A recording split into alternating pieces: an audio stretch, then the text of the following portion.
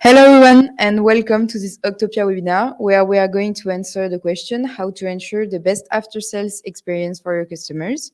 Feel free to comment in the chat and ask all your questions. We will answer them at the end. I will now let our two speakers present themselves and introduce the topic. Thank you and welcome to today's webinar about the customer relationship management.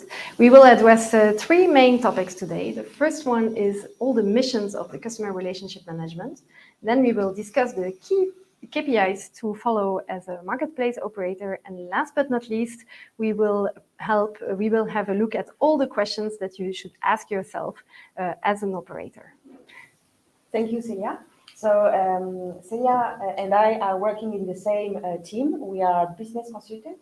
So we support our customers from the beginning of the marketplace project until the go live and then the run phase. So it's a pleasure to be with you today and to speak about the customer relationship.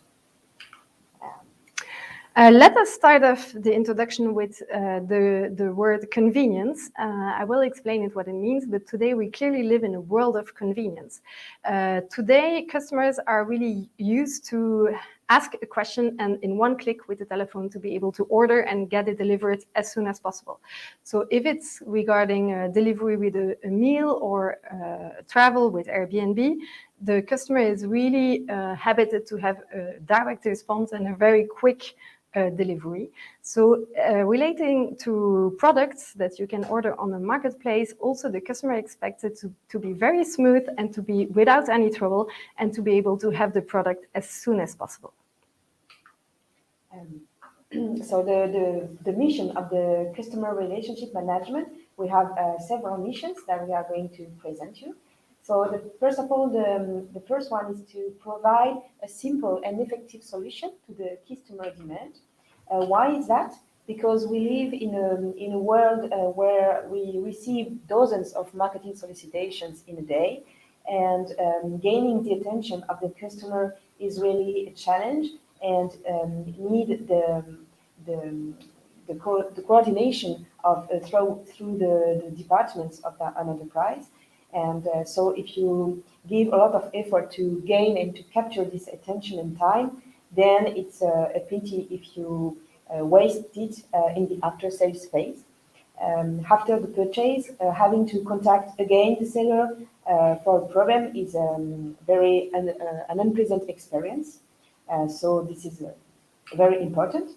Also, the after-sales phase is always a source of stress, because we are thinking, oh, it's going to be complicated. We are disappointed about the product or the service, and we often come with a skeptical or even irritated position. And after that, the customer is also in a hurry. As we said, we are going in a convenience world, so we want always a quick or even immediate response. And that's why the customer relationship has to maximize the value delivered to the customer with a minimum effort for him. Yes, as Camille just mentioned, it should be very simple and efficient. Traditionally, customer relationship has been always considered as a cost, but actually it should not. It should be considered as an opportunity. During the order process, there are several phases, from product research to payment to delivery to the usage. And in psychology, there is a peak-end rule, which means that the customer satisfaction will not be the average of all the experience all along the way, but will be highly influenced by the maximum values of the best or the worst experience. So if the customer contacts you, usually it's because there is a problem at the end after receiving the product, and you should not see it as a cost and a negative effect, but you should actually transform it into an opportunity and a positive opportunity and highlight. In the end, you should consider the customer contact as an opportunity and a way to be able to communicate with your customer in a positive way, and also to reinforce your brand image and to maximize the overall value of that opportunity. Okay, thank you, Célia. Thank you. Yeah, it's really really important to have this psychological aspect in mind. Then the third part is about the sellers. In fact, the marketplace does not have one customer, one part, but have two customers, the customer himself and the seller. So there is this is very important to have a balance between sellers and customers, because without one you can't work with the other. So the sellers face a lot of challenges. Economical constraints first, with a fierce pricing competition. The pricing competition can reduce the margin, so this is very strategic for them. The market specificities also are different, because the languages, the customer rights, habits are very different. The lifestyle may be different also. And the diversity of the platforms with a technical aspect that can bring complexity. And to face up with these challenges, the customer relationship management can bring help to the sellers, while bringing clear and fair rules to avoid surprises and to limit uncertainty for sellers.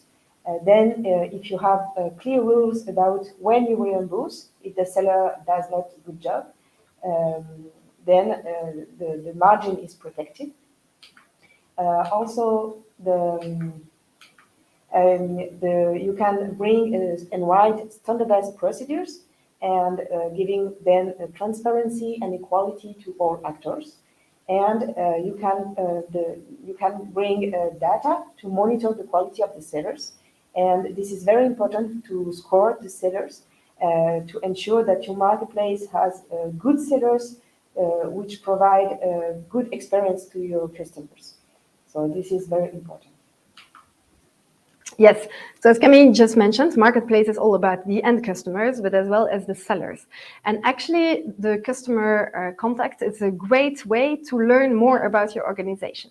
Actually, all requests that you can have coming in can address an issue somewhere along the process on the way. So it could be because of a payment issue or a logistics issue, and you should really take into account the customer returns to improve your overall processes within the organization. And it's so very important to listen to your customer and to take into account their return. Yeah, good collaboration is important. Yes. Secondly, we will wonder how to measure the efficiency of this customer relationship management, because you can't be performant without measuring it. So it's important to have KPIs about it. So Célia will maybe introduce the first one? The first one, exactly. Thank you. So the first one is the weight of contact. It's a very simple KPI. You take all the customers that place an order and you count the number of customers that contact you afterwards for the first time. If you divide these customers through the whole customer base, it gives you the contact rate. In average, we can see that the market standard, its contact rate is about 10%, but this percentage can vary quite a lot. It could be much higher if you just start your marketplace, because there can be many issues on the processes, and you will be able to limit the contact rate over time. As well, it could be very influenced by the culture and the country in which you operate, because some cultures are very demanding and they ask a lot of questions, so the contact rate could be higher, where others, the customers, don't care and don't contact you. But for a mature marketplace, the average should be around 10%. Yes. And after this contact rate, you have a reiteration rate, because it's unpleasant to contact the seller once, but twice or even more, it's even more unpleasant. So among the first contact, if the customer has to recontact you for the same demand, this is a reiteration, and this is very bad for the customer experience. And you can measure it with the reiteration rate. The market standard is about 20%, but it can vary a lot according to the performance and the quality of the customer relationship management. So thank you. The reiteration rate is one thing. We will also have a look at the first call resolution, which is kind of the opposite of the reiteration rate. It's a KPI that you can measure over time. So the FCR is 1 minus the reiteration rate, and you can measure it on D0, where usually it should be quite high, because if he had a counselor on the phone, if the process is clearly explained, it should be quite clear, and he should not be calling again the same day. That's what it means. If it is the case, it usually indicates that the counselor has not given the correct answer or was not very clear in his explanations. It's also interesting to measure the first call resolution after 1 week or maybe 2 weeks. And there it clearly indicates the number of customers that did not need to recontact you again. And the higher the FCR, the better it is. Yeah. And of course, the longer the period, the lower the FCR, because you add all the reiteration rate at the different stages. So it's more complicated to have a good FCR at D7 or D18 or D10 or D15. But yeah, it's very, very strong indicator, very, very important, and very good also to market your marketplace and your website. The average time to complete a request is basically the time between the beginning of the call or written discussion and the end. So you take this duration, and it's important from a financial point of view, because if you can pay your operators, your after-sales operators, either per call or per written discussion, or according to the duration of it. And if you pay according to the duration, a longer duration is good for the operators, but they are not forced to be efficient, so they can take all the time they want and they need, and it's not good for the customer. But if you pay them according to the call, per call or per written discussion, then they can make the call very quickly, and don't give any effort or any sufficient service to the customer. So it can be also very bad. So it's a very important balance to have in mind. Also, if the call is too short, you should have a specific focus, I think, on short calls to listen to them and to see if there's not an issue in the process somewhere. Exactly, exactly. Good point. The fifth indicator is about the share of the different contact channels. So usually a customer can contact you either by phone, by chat, by WhatsApp, or through social networks. And another channel that's very interesting is directly in terms of self-care on the customer zone. So it means that he has any time of the day, any time of the night, even he has access to specific automatic processes in his customer zone. So it means there should be an initial development in terms of IT and processes, but afterwards, once it's development, it's totally automatic. So it's actually a zero cost for you as a marketplace operator, and it provides a very high quality of service for the customer because it's available every day. Yeah, so it's some investment at the beginning in technology, but then it's efficient from a financial point of view. And for the customer. Yeah. Yes.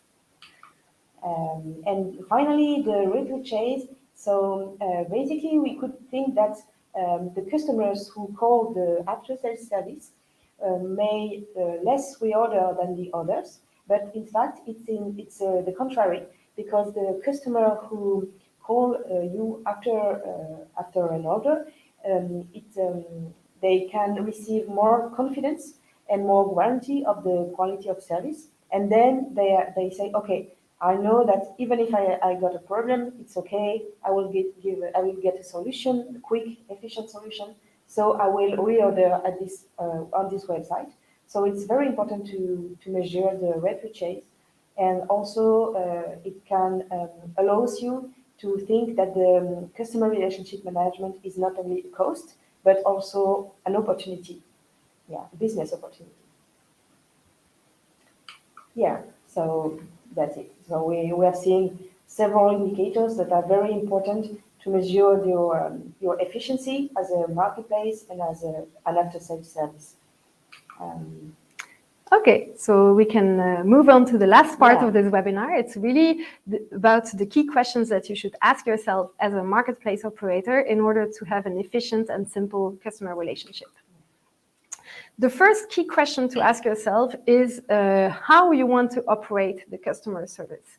There are actually two main options. The first option is the most common one that you see on marketplaces, is that the first level of interaction with your customer will be provided by the sellers.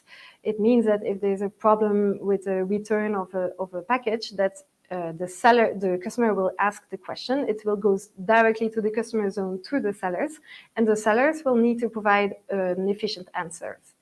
Of course, there can be a no answer or an unsatisfactory answer, and in that case, there's really level 2 and the arbitration, which is handled by the marketplace operator.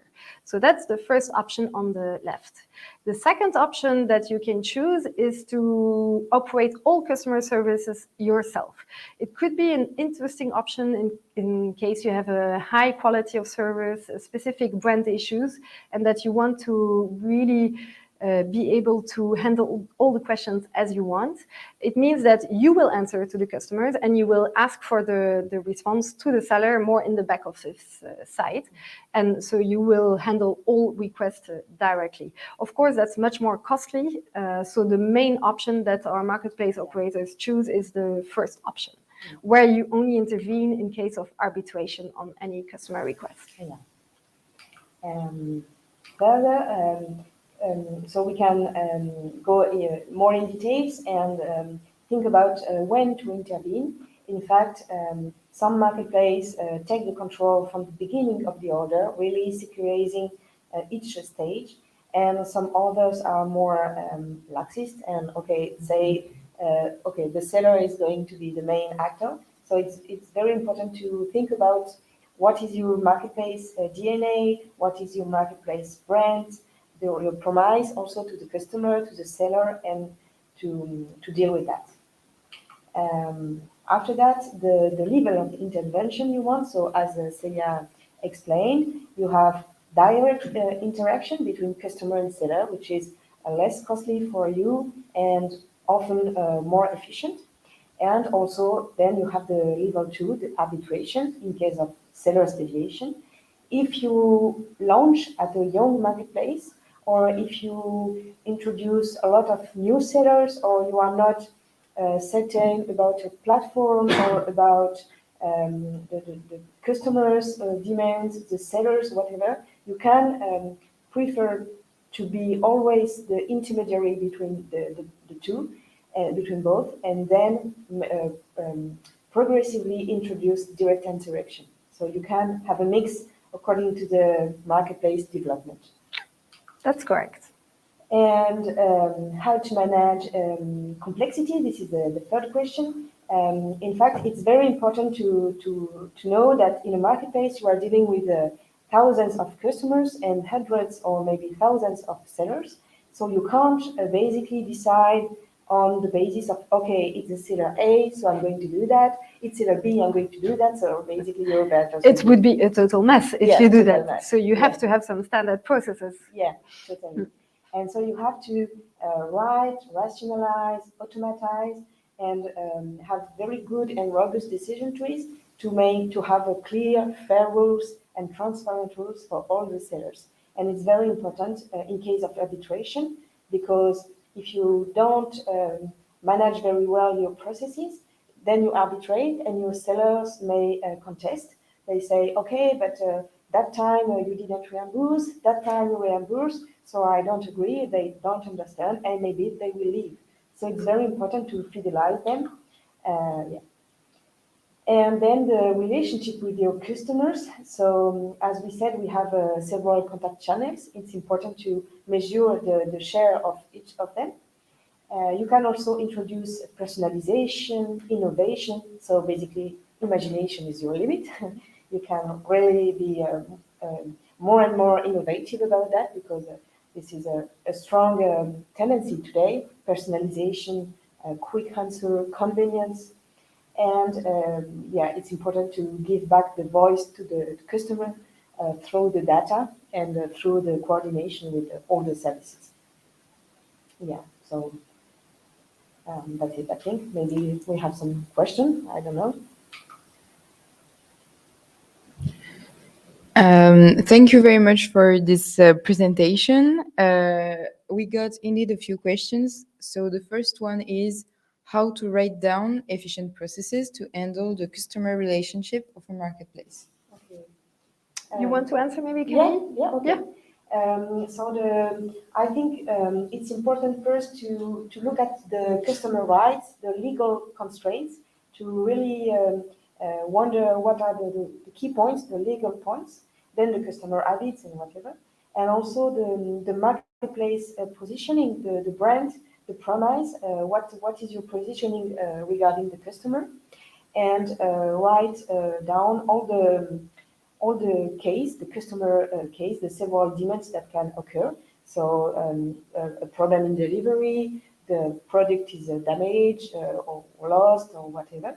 So all the cases, and then for each demand, for each customer case, you can write the response you want to have, and the response the seller has to give, and also all the things they can't do, they are not allowed to do. And when you have that, you can say, okay, in each case, if the seller does not comply with the rules, then maybe we will write him one time to warn him, and if he doesn't work good again, then we may reimburse the customer, for instance. So you list the cases and the answers, and then you can put it on processes, very rationalized, structured, and this is going to then to lead with the marketplace development. Okay, so before launching your marketplace, there's quite a lot of work to write down all the processes, to be very clear and efficient, and to communicate as well this decision trees and processes with your sellers. Yeah, correct. It requires time and iterations. Also, don't be afraid of maybe making version 1 and then discuss version 2 and whatever. So it's very important. Okay. Another question? So yes, we got indeed another question. So the second one is how to handle as a seller the customer service of a marketplace in different languages. Okay, that's for you. Yeah, that's actually a good question. Usually a seller operates in different marketplaces in different countries. And of course, you should provide an answer in the customer language, such that the customer can understand it and communicate with the seller. So some big sellers, I know they have persons that are native of several countries, so they do speak several languages, but other much smaller services could have trouble with responding, for example, in French. And for that, it's not really the topic of today, but I think for that, Octopia has a service where they can where we can operate the customer relationship management for the sellers in all different languages. Yeah, in a globalized world, it's very important. Yes, if we want it to be simple, efficient, and convenient for the customer, the first rule is really to answer in the customer language. Yeah. So thank you very much for your answers. We had a few more questions in the chat, and we will answer them in private. I let Camille and Célia close this webinar. Yeah, maybe. Thank you very much for your participation today, and we hope to see you soon. Yeah, thank you so much. It was a pleasure.